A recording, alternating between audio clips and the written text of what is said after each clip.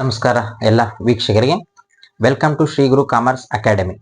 Previous class ಅಲ್ಲಿ profit prior to incorporation ಚಾಪ್ಟರ್ಗೆ ಸಂಬಂಧಪಟ್ಟಂತೆ time ratio and sales ratio ಯಾವ ತರ ನಾವು ಐಡೆಂಟಿಫೈ ಮಾಡಬೇಕು ಅಂತ ನೋಡಿದ್ವಿ. ಜೊತೆಗೆ ಅಲ್ಲಿ ಬರ್ತಕ್ಕಂತಹ ಎಕ್ಸ್ಪೆನ್ಸಸ್ ನ ಟೈಮ್ ಬೇಸಿಸ್ ಅಲ್ಲಿ ಯಾವ ತರ ಅಲೋಕೇಟ್, ಯಾವ್ಯಾವ ಎಕ್ಸ್ಪೆನ್ಸಸ್ ಬರ್ತವೆ, ಸೇಲ್ಸ್ ಬೇಸಿಸ್ ಅಲ್ಲಿ ಯಾವ್ಯಾವ ಎಕ್ಸ್ಪೆನ್ಸಸ್ ಬರ್ತವೆ, ಡೈರೆಕ್ಟ್ ಆಗಿ ಪ್ರಯರ್ ಟು ಅಂದ್ರೆ ಪ್ರಯರ್ ಅಲ್ಲಿ ಮತ್ತೆ ಪೋಸ್ಟ್ ಅಲ್ಲಿ ಯಾವ್ಯಾವ ಎಕ್ಸ್ಪೆನ್ಸಸ್ ಬರ್ತವೆ, ಯಾವ ತರ ಅಲೋಕೇಟ್ ಮಾಡಬೇಕು ಅಂತ ಪ್ರೀವಿಯಸ್ ಕ್ಲಾಸ್ ಅಲ್ಲಿ ಡಿಸ್ಕಷನ್ ಮಾಡಿದ್ವಿ. ಸೊ ಇವತ್ತಿನ ಕ್ಲಾಸ್ ಅಲ್ಲಿ ಏನನ್ನ ನೋಡೋಣ ಅಂದ್ರೆ 10 ಮಾರ್ಕ್ಸ್ ಗೆ ಸಂಬಂಧಪಟ್ಟಂತೆ NEP ಸ್ಟೂಡೆಂಟ್ಸ್ ಆಗಿದ್ರೆ 10 ಮಾರ್ಕ್ಸ್ ಗೆ ಕ್ವಶನ್ಸ್ ರೈಸ್ ಆಗುತ್ತೆ. ಸೊ ಅದನ್ನ ಸೊಲ್ಯೂಷನ್ಸ್ ಯಾವ ತರ ಕಂಡುಹಿಡಿಯೋಣ ಅಂತ ನೋಡೋಣ.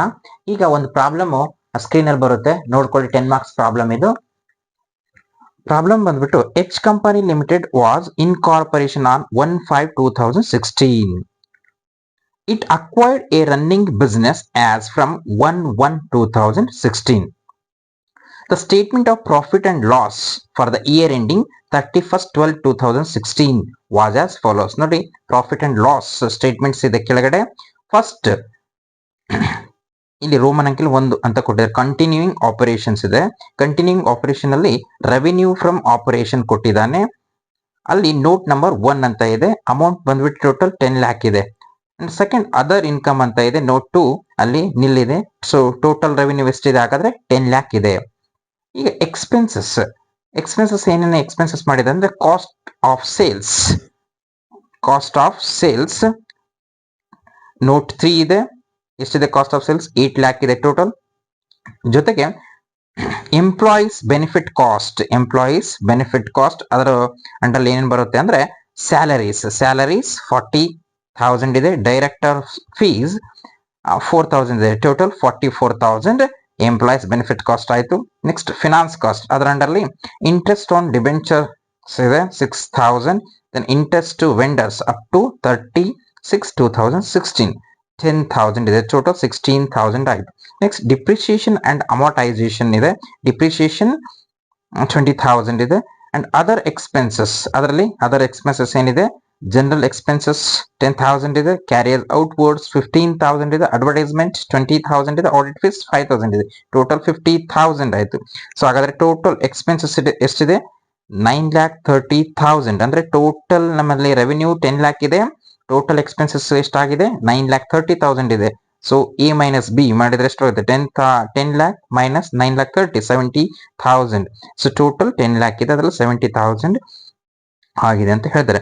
ಅಡಿಷನಲ್ ಇನ್ಫಾರ್ಮೇಶನ್ ಏನಿದೆ ಅಂದ್ರೆ the sales up to 1/5/2016 were rupees 2 lakh and from 1/5/2016 onwards rupees 8 lakh. Read draft the statement of profit and loss to show the profit prior to incorporation after incorporation ಇದೆ. So ಇಲ್ಲಿ ನಾವು ನೋಡ್ಕೋಬೇಕು first ಏನಪ್ಪಾ ಅಂದ್ರೆ, ನಾನು ಹೇಳಿದೀನಿ time ratios ನ identify ಮಾಡಬೇಕು, ಸೇಲ್ಸ್ ರೇಷನ್ ನ ಐಡೆಂಟಿಫೈ ಮಾಡಬೇಕು. ಅದಾದ್ಮೇಲೆ ನೀವು ಎಲ್ಲ ಎಕ್ಸ್ಪೆನ್ಸಸ್, ಪ್ರಾಫಿಟ್ ಪ್ರಯರ್ ಟು ಇನ್ಕಾರ್ಪೊರೇಷನ್ಸ್ ಯಾವುದು, ಆಫ್ಟರ್ ಇನ್ಕಾರ್ಪೊರೇಷನ್ಸ್ ಯಾವ್ದು ಬಂದಿದೆ ಅಂತ ಅಲೋಕೇಟ್ ಮಾಡಬೇಕಾಗುತ್ತೆ. ಈಗ ಫಸ್ಟ್ ನಾವೇನ್ ಮಾಡೋಣ ಅಂದ್ರೆ, first time ratio and sales ರೇಷಿಯೋನ ಐಡೆಂಟಿಫೈ ಮಾಡೋಣ. ನೋಡಿ, ವರ್ಕಿಂಗ್ ನೋಟ್ ಅಂತ ನೋಡೋಣ. ಸೊಲ್ಯೂಷನ್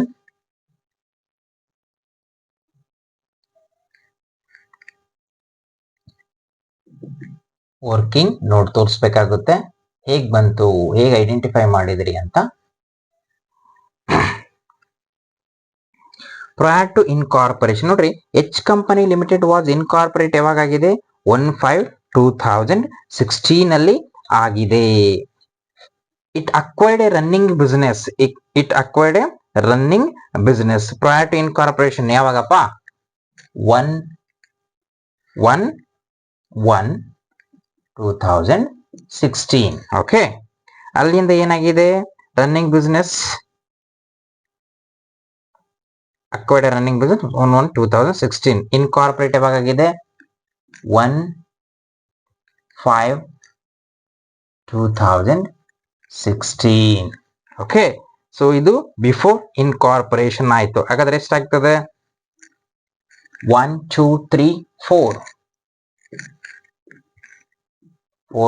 ಮಂತ್ ಆಗ್ತದೆ. 4 month 1 2 3 ಇದು ಬಿಫೋರ್ ಇನ್ಕಾರ್ಪೊರೇಟ್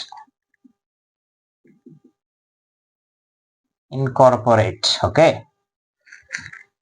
ಹಾಗಾದ್ರೆ ಆಫ್ಟರ್ ನಾನು ಹೇಳಿದ್ದೀನಿ ಈಸಿಯಾಗಿ ಐಡೆಂಟಿಫೈ ಮಾಡ್ಬೋದು ಅಂತ. ಹೇಗೆ? ಆಫ್ಟರ್ ಇನ್ಕಾರ್ಪೊರೇಷನ್ 1 ವರ್ಷಕ್ಕೆ 12 ತಿಂಗಳು, ಆಲ್ರೆಡಿ 4 ಬಿಫೋರ್ ಇನ್ಕಾರ್ಪೊರೇಟ್ ಇದೆ. 1/1/2016 ಅಲ್ಲಿ ರನ್ನಿಂಗ್ ಬಿಸಿನೆಸ್ ಇದೆ. ಏನ್ ಹೇಳಿದ್ದಾರೆ? H company limited was incorporated ಯಾವಾಗಿದೆ? 1/5/2016 ರಿಜಿಸ್ಟರ್ ಆಗಿದೆ. ಅದು running business 1/1/2016. So total 1 2 3 4. Okay. So remaining ಎಷ್ಟು ಉಳಿಯಿತು 12 ಮಂತ್ಸ್ ಅಲ್ಲಿ? 8. 4:8. ಸೊ 4:8 ಆಗುತ್ತೆ. ಸೊ ಹಾಗಾದ್ರೆ ಇದನ್ನ ಸಿಂಪ್ಲಿಫೈ ಮಾಡೋಣ. 1:2. 1:2. This is time ratio. First time ratio ಕಂಡುಹಿಡ್ಕೊಂಡಿದ್ದೀವಿ. ನೆಕ್ಸ್ಟ್ ಸೇಲ್ಸ್ ರೇಷಿಯೋ ಕಂಡುಹಿಡ್ಕೋಬೇಕು. ನೆಕ್ಸ್ಟ್ ಏನ್ ಮಾಡ್ಬೇಕು? ಸೇಲ್ಸ್ ರೇಷಿಯೋ ನೋಡ್ರಿ ಇಲ್ಲಿ. The sales up to 1/5/2016 were rupees 2 lakhs ಅಂತ ಇದೆ. rupees 2 lakhs. Prior to incorporation ಎಷ್ಟು? ಪ್ರಯರ್ ಟು ಇನ್ಕಾರ್ಪೊರೇಷನ್ ಎಷ್ಟು ಮಾಡಿದಾನೆ? 2 lakh ಇದೆ. ಓಕೆ. ಆಫ್ಟರ್ ಏನ್ ಮಾಡಿದಾನೆ?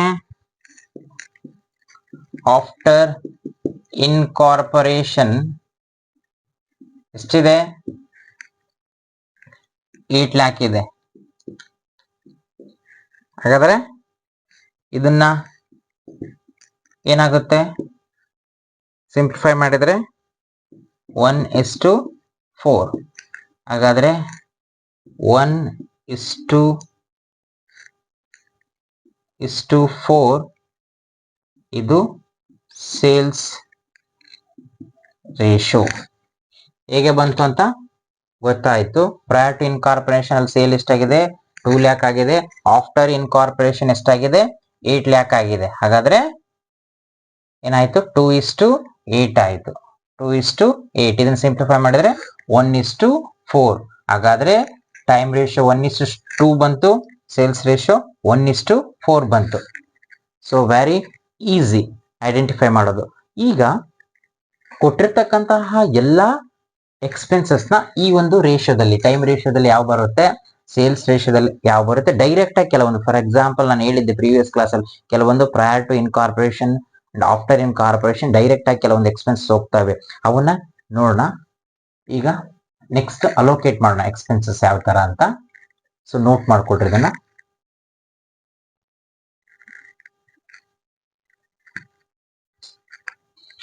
ನೋಡಿ ಇಲ್ಲಿ ಒಂದು ಸ್ವಲ್ಪ ಟ್ವಿಸ್ಟ್ ಇದೆ, ಪ್ರಾಬ್ಲಮ್. ಇಂಟ್ರೆಸ್ಟ್ ಟು ವೆಂಡರ್ಸ್ ಅಂತ ಕೊಟ್ಟು ಅಪ್ ಟು 36/2016 ಅಂತ ಇದೆ. ಅಂದ್ರೆ ಇಲ್ಲಿ ಸ್ವಲ್ಪ ರೇಷಿಯೋ ಚೇಂಜ್ ಆಗುತ್ತೆ. ಯಾವ ರೇಷಿಯೋ ಬರುತ್ತೆ ಅಂದ್ರೆ ಆಕ್ಚುಯಲ್ ಪೀರಿಯಡ್ ರೇಷಿಯೋಸ್ ನಾವು ಕಂಡುಹಿಡ್ಕೋಬೇಕಾಗುತ್ತೆ. ನೋಡಿ ಅದು ಹೇಗೆ ಅಂದ್ರೆ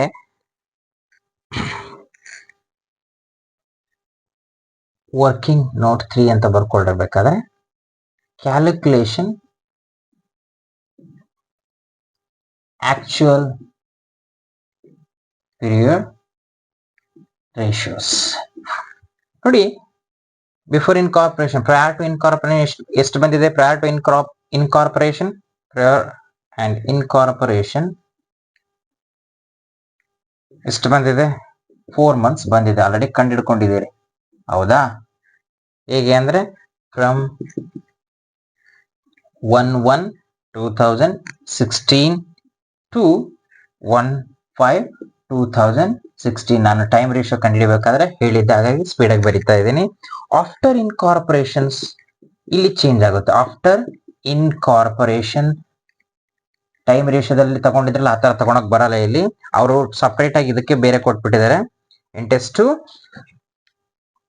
ವೆಂಡರ್ಸ್ಗೆ ಬೇರೆ ಸ್ವಲ್ಪ ಟ್ವಿಸ್ಟ್ ಮಾಡಿಬಿಟ್ಟಿದ್ದಾನೆ ಪ್ರಾಬ್ಲಮ್. ಆಫ್ಟರ್ ಇನ್ಕಾರ್ಪೊರೇಷನ್ಸ್ ಎಷ್ಟು ಬರುತ್ತೆ ನೋಡ್ರಿ. ಫ್ರಮ್ ಡೇಟ್ ಕೊಟ್ಟಿದ್ದಾನೆ, ಫ್ರಮ್ 1/5/2016 ಕೊಟ್ಟು ಯಾವಾಗ ಕೊಟ್ಟಿದ್ದಾನೆ ಡೇಟು? ಇಂಟ್ರೆಸ್ಟ್ ವೆಂಡರ್ 36/2016 ಕೊಟ್ಟಿದ್ದಾನೆ. ಸೊ ಹಾಗಾಗಿ ಎಷ್ಟಾಗುತ್ತೆ ಅಂದ್ರೆ ಆಫ್ಟರ್ ಇನ್ಕಾರ್ಪೊರೇಷನ್ ಎಷ್ಟಾಗುತ್ತೆ ಅಂದ್ರೆ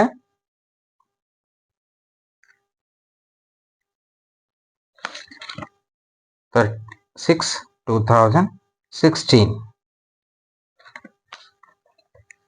ಎಷ್ಟು ಬರುತ್ತೆ ಅಂದ್ರೆ 2 months ಬರುತ್ತೆ. 2 months ಬರುತ್ತೆ. ಸೊ ಹಾಗಾದ್ರೆ ಟೋಟಲ್ 1/5/2016 ಟು ಏನಾಗಿದೆ 36/2016 ಕೊಟ್ಟಿರೋದ್ರಿಂದ 4:2 ಆಕ್ಚುಯಲ್ ಪೀರಿಯಡ್ ರೇಷಿಯೋಸ್ ಬರುತ್ತೆ. ಇದನ್ನ ಸಿಂಪ್ಲಿಫೈ ಮಾಡೋಣ, ಎಷ್ಟು ಬರುತ್ತೆ 2:1 ಆಗುತ್ತೆ. 2:1. So this is actual period ratios. ಇದು ಸಪರೇಟ್ ಆಗಿ ಇಂಟ್ರೆಸ್ಟ್ ಟು ವೆಂಡರ್ಸ್ ಅಂತ ಕೊಟ್ಟಿದ್ದಾನಲ್ಲ, ಆ ರೇಷಿಯೋಸ್ ನ ನೀವು ಹೇಗೆ ಡಿಸ್ಟ್ರಿಬ್ಯೂಟ್ ಮಾಡ್ಬೇಕಾ ಈ ಒಂದು ಐಟಮ್ಸ್ ನ ಅಂದ್ರೆ, ಸೊ ನೀವು 2:1 ರೇಷಿಯೋದಲ್ಲೇನೆ ಡಿಸ್ಟ್ರಿಬ್ಯೂಟ್ ಮಾಡೋಕೆ, ಯಾವುದೇ ಕಾರಣಕ್ಕೂ ಟೈಮ್ ರೇಷಿಯೋದಲ್ಲಿ ಸೇಲ್ಸ್ ರೇಷಿಯೋದಲ್ಲಿ ಡಿಸ್ಟ್ರಿಬ್ಯೂಟ್ ಮಾಡಂಗಿಲ್ಲ. ಯಾಕೆ ಸರ್ ಈ ತರ ಪ್ರಾಬ್ಲಮ್ ಆಗಿದೆ ಅಂದ್ರೆ, ಅವನೇ ಕೊಟ್ಟಿದ್ದಾನೆ interest to vendors up to ಯಾವಾಗಿಂದ ತಗೊಳ್ಳಿ ಅಂದ್ರೆ 36/2016 ಇಂದನೇ ನೀವು ಕನ್ಸಿಡರ್ ಮಾಡಿ ಅಂದಿರೋದ್ರಿಂದ ಇಲ್ಲಿ ಈ ತರ ನೀವು ಕ್ಯಾಲ್ಕುಲೇಷನ್ ಮಾಡಬೇಕಾಗುತ್ತೆ ಸಪರೇಟ್ ಆಗಿ. ಇದನ್ನ ಸ್ವಲ್ಪ ಟ್ವಿಸ್ಟ್ ಮಾಡಿದಾನೆ, ನೋಡ್ಕೊಳ್ರಿ. ಈಗ ನಾವು ಅಲೋಕೇಶನ್ ಮಾಡ್ತಾ ಹೋಗೋಣ ರೇಷಿಯೋದ ಪ್ರಕಾರ. ಇಲ್ಲಿ ಟೈಮ್ ರೇಷಿಯೋಸ್ ನ ಐಡೆಂಟಿಫೈ ಮಾಡಿದ್ರಿ, ಸೇಲ್ಸ್ ರೇಷಿಯೋಸ್ ನ ಐಡೆಂಟಿಫೈ ಮಾಡಿದ್ರಿ, ಜೊತೆಗೆ ಆಕ್ಚುಯಲ್ ಪೀರಿಯಡ್ ರೇಷಿಯೋ. ಈ ತರ ಏನಾದ್ರು ಸಪರೇಟ್ ಆಗಿ ಇಂಟ್ರೆಸ್ಟ್ ವೆಂಡರ್ಸ್ ಕೊಟ್ಟಾರೆ, ಯಾವ್ದಾದ್ರು ಕೊಡ್ಬೋದು ಅವರು. ಸೊ ಆ ಸಂದರ್ಭದಲ್ಲಿ ಸಪರೇಟ್ ಆಗಿ ನೀವು ರೇಷಿಯೋಸ್ ನ ಐಡೆಂಟಿಫೈ ಮಾಡ್ಬೇಕಾಗ್ತದೆ.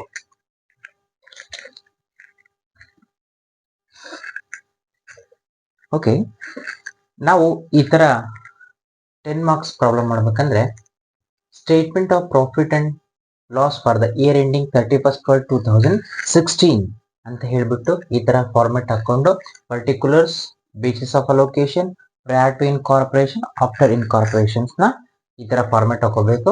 ಸೊ ಈ ಪ್ರಾಬ್ಲಮ್ ಅಲ್ಲಿ ಏನ್ ಕೊಟ್ಟಿದ್ದಾನೆ ಅಂದ್ರೆ ಕಂಟಿನ್ಯೂಯಿಂಗ್ ಆಪರೇಷನ್ಸ್ ಅಂತ ಕೊಟ್ಟಿದ್ದಾನೆ. ಅದರ ಒಳಗಡೆ ರೆವಿನ್ಯೂ ಫ್ರಮ್ ಆಪರೇಷನ್ಸ್ ಅವನು ಆಲ್ರೆಡಿ ಆಕ್ಚುಯಲ್ ಕೊಟ್ಬಿಟ್ಟಿದ್ದಾನೆ, ಎಷ್ಟು ಸೇಲ್ ಆಗಿದೆ ಅಂತ ಹೇಳ್ಬಿಟ್ಟು. ಪ್ರಯರ್ ಟು ಇನ್ಕಾರ್ಪೊರೇಷನ್ಸ್ 2 lakh ಇದೆ, ಆಫ್ಟರ್ ಇನ್ಕಾರ್ಪೊರೇಷನ್ 8 lakh ಇದೆ. ಸೊ ಟೋಟಲ್ ರೆವಿನ್ಯೂ ನಮ್ಮ ಹತ್ರ ಎಷ್ಟಿದೆ 2 lakh rupees and 8 lakh rupees, total 10 lakh ನಮ್ಮ ಹತ್ರ ರೆವಿನ್ಯೂ ಇದೆ.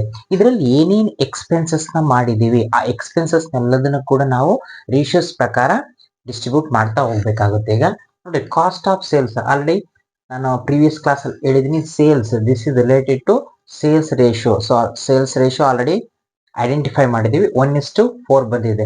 So total cost of sales ಎಷ್ಟಿದೆ ನಮ್ಮ ಹತ್ರ 8 ಲಕ್ಷ ಇದೆ. 1:4 ಮಾಡಿದ್ರೆ 1,60,000 prior to incorporation, after incorporation 6,40,000 ಬರುತ್ತೆ.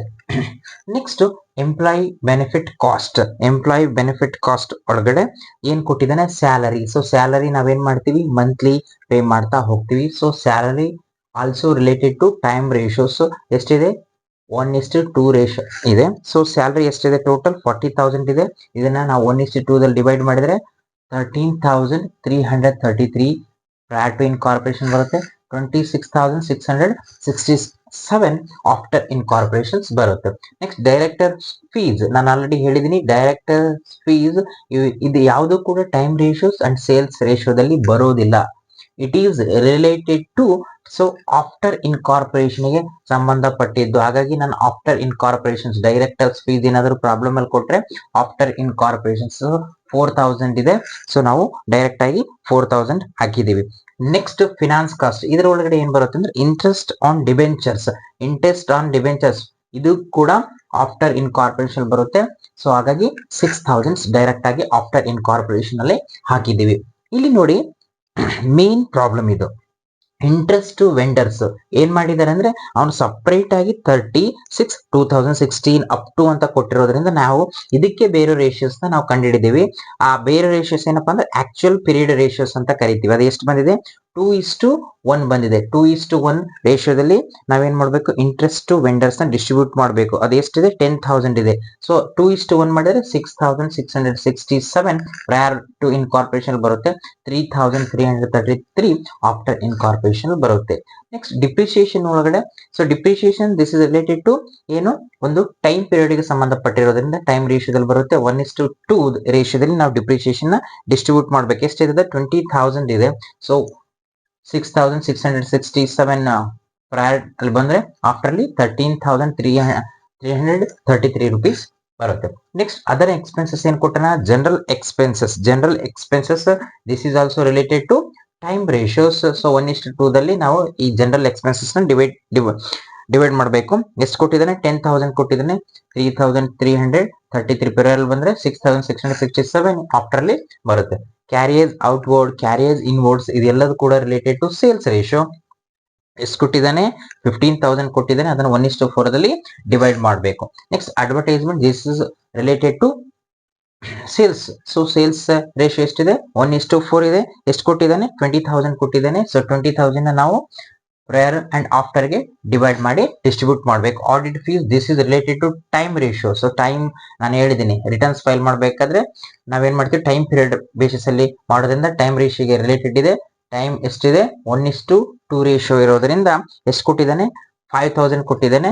ಸೊ ಅದನ್ನು ಕೂಡ 1,667 ಪ್ರಯರ್ ಕೊಡ್ತೀನಿ. ಆಫ್ಟರ್ ಅಲ್ಲಿ 3,333 ಕೊಡ್ತೀನಿ. ಸೊ ಈಗ ನಮ್ಮ ಹತ್ರ ಟೋಟಲ್ ಎಕ್ಸ್ಪೆನ್ಸಸ್ ಎಷ್ಟಿದೆ ಅಂದ್ರೆ 1,98,667 ಪ್ರಯರ್ ಅಲ್ಲಿ ಇದೆ.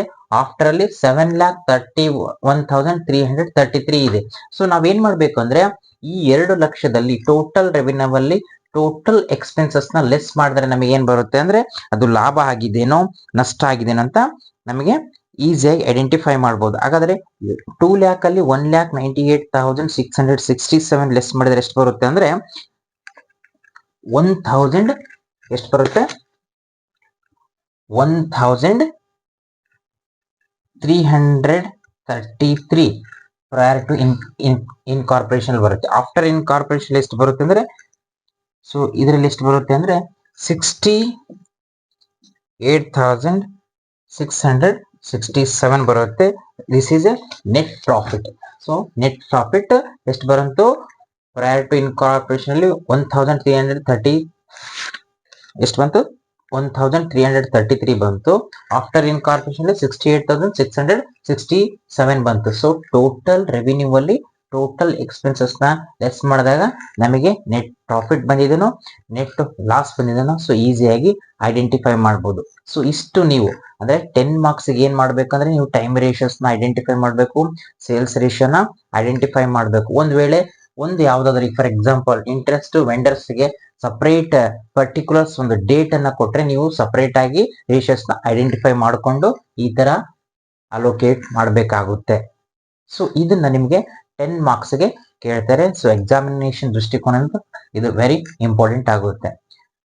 ಈ ವಿಡಿಯೋಸ್ಗಳು ನಿಮಗೆ ಇಷ್ಟ ಆಗ್ತಾ ಇದ್ರೆ ಸಬ್ಸ್ಕ್ರೈಬ್ ಮಾಡಿ, ನಿಮ್ಮ ಫ್ರೆಂಡ್ಸ್ಗೆ ಫಾರ್ವರ್ಡ್ ಮಾಡಿ. Thank you so much.